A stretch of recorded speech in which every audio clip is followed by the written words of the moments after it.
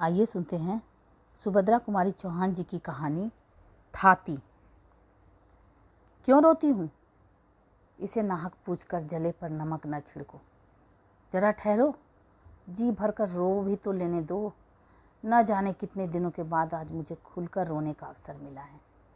मुझे रोने में सुख मिलता है, शांति मिलती है, इसलिए मैं रोती हूँ। रहने दो, इसमें बाधा ना डालो, रोने दो। क्या कहा? किसके लिए रोती हूँ? आह, उससे सुनकर क्या करोगे?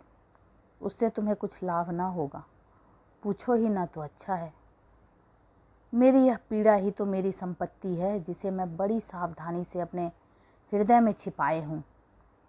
इतने पर भी सुनना ही चाहते हो तो लो कहती हूँ, किंतु देखो जो कहूँ वही सुनना और कुछ ना पूछना।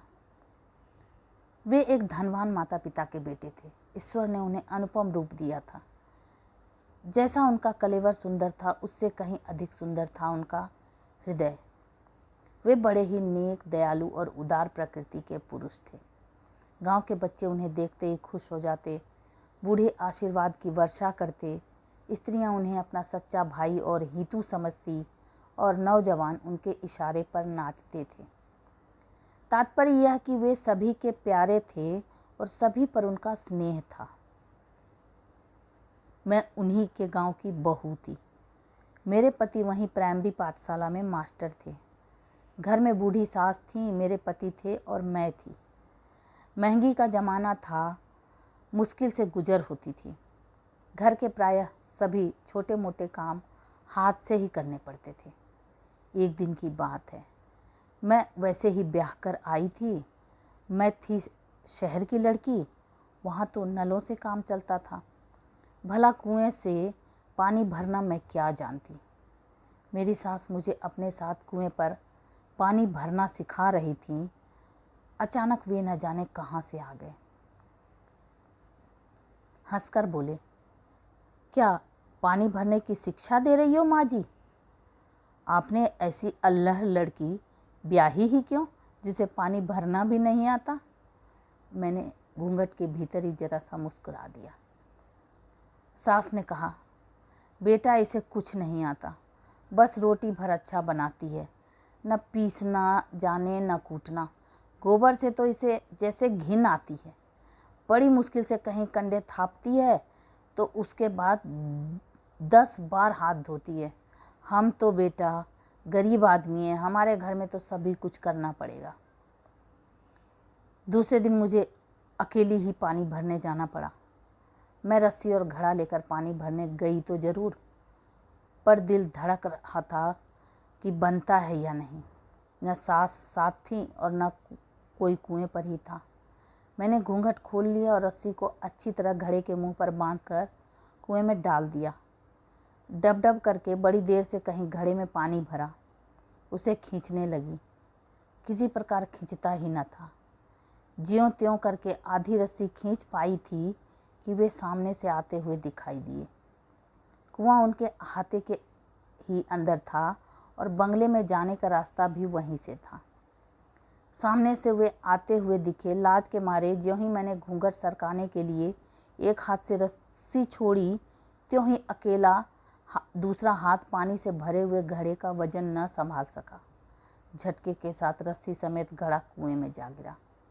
मैं भी गिरते गिरते बची। 1 मिनट में यह सब कुछ हो गया। वे बंगले से कुएं के पास आ चुके थे। मैं बड़ी घबराई। घूंघट ऊंघट सरकाना तो भूल गई, झुककर कुएं में देखने लगी। मेरे पास तो रस्सी और घड़ा निकालने का कोई साधन ही न था। निरुपाय कातर दृष्टि से उनकी ओर देखा। मेरी अवस्था पर शायद उन्हें दया आई। वे पास आकर बोले, आप घबराइए नहीं, मैं अभी घड़ा निकलवाए देता हूँ।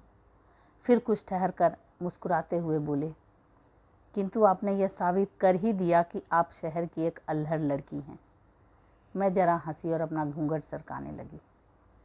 मुझे घूंघट सरकाते देख वे जरा मुस्कुराए। मैं भी जरा हंस पड़ी, पर कुछ बोली नहीं। उनके नौकर आए और देखते ही देखते रस्सी समेत घड़ा निकाल लिया गया। मैं घड़ा उठाकर अपने घर की तरफ चली। शब्दों में नहीं किंतु कृतज्ञता भरी आंखों से मैंने उनसे कहा, मैं आपके इस उपकार का बदला जीवन में कभी ना चुका सकूंगी। करीब पौन घंटा कुएं पर लग गया। अम्मा जी की घुड़कियों का डर तो लगा ही था। जल्दी जल्दी घड़े को घिनौची पर रख रस्सी को खूंटी पर टांगने के लिए मैंने ज्यों ही हाथ ऊपर उठाया, देखा कि एक हाथ का सोने का कंगन नहीं है। तुम कहोगी कि पानी भरने वाली और सोने के कंगन, यह कैसा मेल? यह भी बताती हूँ। यह कंगन मेरी माँ का था। मरते समय उन्होंने अनुरोध किया था कि यह कंगन ब्याह के समय मुझे पैर पुजाई में दिया जाए। इस प्रकार यह कंगन मुझे मिला था। रस्सी टांग कर मैं फिर कुएं की तरफ भागी।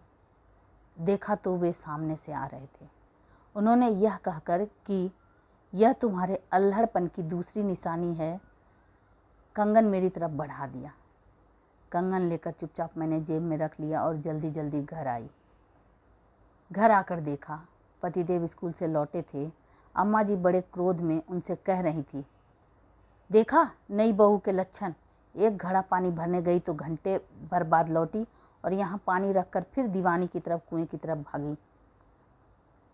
मैंने तो पहले ही कहा था कि शहर की लड़की ना ब्याहो, पर तुम ना माने। बेटा भला यह हमारे घर निभने के लक्षण हैं? और सब तो सब, पर जमींदार के लड़के से बात किए बिना इसकी क्या अटकी थी? यह इधर से भागी जा रही थी, वह सामने से आ रहा था। उसने जाने क्या इसे दिया और इसने लेकर जेब में रख लिया। मुझे तो यह बातें नहीं सुहाती। फिर तुम्हारी बहू है, तुम जानो, बिगाड़ो चाहे बनाओ। मेरी तरफ उन्होंने गुस्से से देखकर पूछा, क्या है तुम्हारी जेब में, बतलाओ तो। मैंने कंगन निकालकर उनके सामने रख दिया। वे फिर डांट कर बोले, यह उसके पास कैसे पहुंचा? मैंने डरते डरते अपराधिनी की तरह आदि से लेकर अंत तक कुएं पर का सारा किस्सा उन्हें सुना दिया। इस पर अम्मा जी और पतिदेव दोनों ही की झिड़कियां मुझे सहनी पड़ी।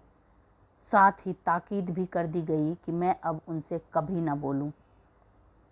क्या पूछते हो? उनका नाम? हाय रहने दो, मुझसे नाम न पूछो। उनका नाम जुबान पर लाने का मुझे अधिकार ही क्या है? तुम्हें तो मेरी कहानी से मतलब है ना? हाँ, तो मैं क्या कह रही थी? मुझसे कहा गया कि मैं उनसे कभी न बोलूं। यदि यह लोग फिर कभी मुझे उनसे बोलते देख लेंगे तो फिर कुशल नहीं। मैंने दीन भाव से कहा, मुझसे घर के सब काम करवा लो, परंतु कल से मैं पानी भरने न जाऊंगी। इस पर पतिदेव बिगड़ कर बोले, तुम पानी भरने न जाओगी तो मैं तुम्हें रानी बनाकर नहीं रख सकता। यहाँ तो जैसा हम कहेंगे वैसा करना पड़ेगा। उसके बाद क्या बतलाऊं कि क्या क्या हुआ। ज्यों ज्यों मुझे उनसे बोलने को रोका गया, त्यों त्यों एक बार जी भर कर उनसे बात करने के लिए मेरी उत्कंठा प्रबल होती गई, किंतु मेरी यह साध कभी पूरी न हुई। वे जाते जाते एक दो बातें बोल दिया करते, जिसके उत्तर में मैं केवल हंस दिया करती थी, लेकिन लोग यह भी न सह सके और तिल का ताड़ बन गया। अब मुझ पर घर में अनेक प्रकार के अत्याचार होने लगे। हर 2-4 दिन बाद मुझ पर मार भी पड़ती, परंतु मैं कर ही क्या सकती थी। मैं तो उनसे बोलती भी न थी और उनका बोलना बंद करना मेरी शक्ति से परे था। उन्होंने मुझसे कभी भी कोई ऐसी बात नहीं कही जो अनुचित कही जा सके। उन्हें तो शायद विधाता ने ही रोते हुओं को हंसा देने की कला सिखाई थी। वे ऐसी मीठी चुटकी लेते, कभी कभी हंसी की बात भी करते तो इतनी सभ्यता से, इतनी नपी तुली कि मैं चाहे कितनी दुखी हूँ, चाहे कितने रंज में हूँ, हंसी आ ही जाती थी।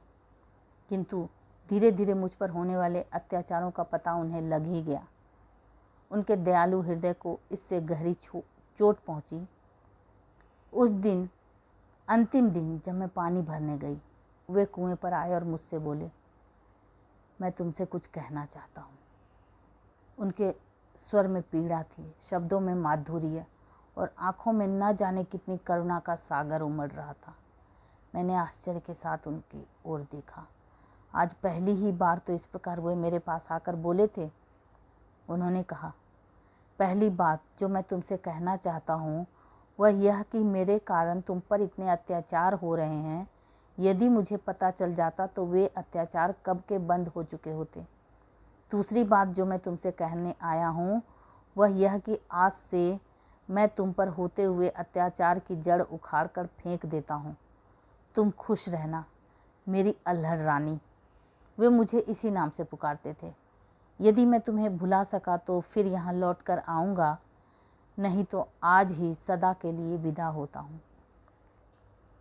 मुझ पर बिजली सी गिरी। मैं कुछ बोल भी न पाई कि वे मेरी आंखों से ओझल हो गए। अब मेरी हालत पहले से ज़्यादा खराब थी। मेरा किसी काम में जी न लगता था। कलेजे में सदा एक आग सी सुलगा करती, परंतु मुझे खुलकर रोने का अधिकार न था। अब तो सभी लोग मुझे पागल कहते हैं। मैं कुछ भी करूं करने देते हैं, इसलिए तो आज खुलकर रो सकती हूँ और तुम्हें भी अपनी कहानी सुना सकती हूँ। किंतु क्या तुम यह बता सकोगे कि वे कहाँ हैं? मैं एक बार उन्हें और देखना चाहती हूँ। मेरी यह पीड़ा, मेरा यह उन्माद उन्हीं का दिया हुआ तो है। यदि कोई सहृदय उनका पता बता दे तो मैं अपनी थाती उन्हीं को सौंप दूँ। तो ये आप सुन रहे थे सुभद्रा कुमारी चौहान जी की कहानी थाती, रेणु की आवाज़ में। ऐसी ही अद्भुत कहानियों को सुनने के लिए मेरे चैनल को सब्सक्राइब करें, लाइक करें और शेयर करें। Thank you.